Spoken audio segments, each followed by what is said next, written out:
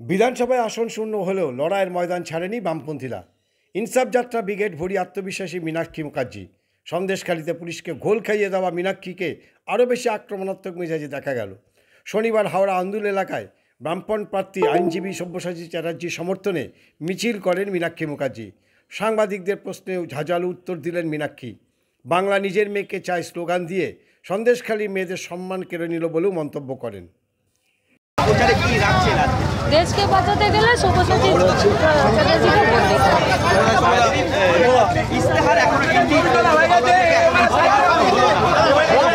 সারা বছর যে দাবিতে আমরা লড়ে যাচ্ছি, আমাদের ইশতেহার সেটাই। সারা বছর কর্পোরেটের বাজেটে ভোটের আগে জনমোহিনী ইশতেহার বামপন্থীরা প্রকাশ করেন।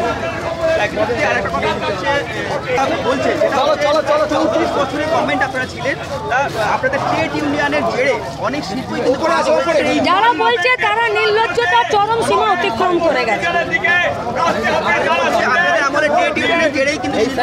যারা বলছে তারা নির্লজ্জতার চরম সীমা অতিক্রম করে গেছে, তারা মিথ্যে কথা বলছে।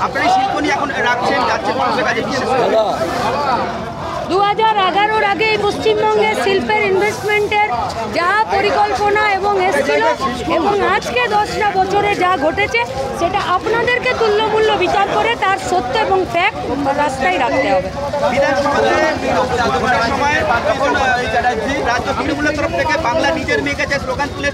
কি লাভ হলো?